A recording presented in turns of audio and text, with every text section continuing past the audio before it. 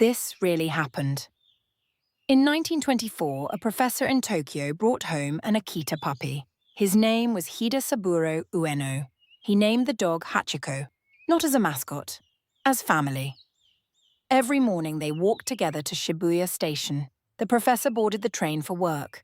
Every evening Hachikō was already there, waiting for the train that carried his person home. It was a small ritual, the kind love makes without announcing itself. No speeches, no crowd, just a dog and a man, keeping the same quiet appointment. Then, in May of 1925, the professor died suddenly at work. A cerebral hemorrhage.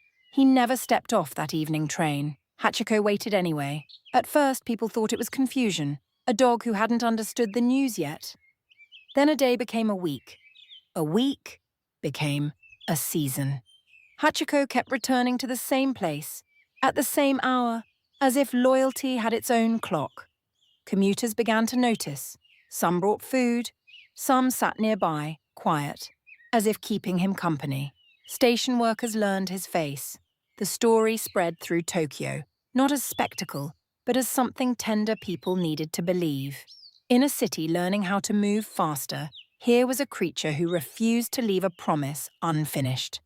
For nearly 10 years, Hachikō kept the appointment. Rain soaked his fur. Snow gathered on the platform. Summers pressed heat against the stones. Crowds changed. Fashions changed. The city grew louder. And still he came. There were hard seasons too. People tried to move him, tried to keep him somewhere safer. He found his way back to the station, back to the hour, back to the empty place where a man should have appeared. When Hachikō died in March of 1935, the city mourned a dog who had taught strangers how to remember. Newspapers told the story, children heard it. Adults who had never spoken to one another suddenly shared the same soft ache. A statue was raised at Shibuya Station. People still touch it for luck, for love, for the hope that someone, somewhere, is waiting for them too. This wasn't a trick. It wasn't a myth invented later for tourists. It was a real animal, keeping a real promise long after the world had moved on.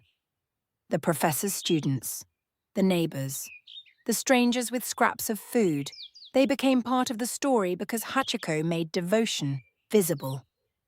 And the quieter detail that stays with people, Hachikō was not waiting for a crowd.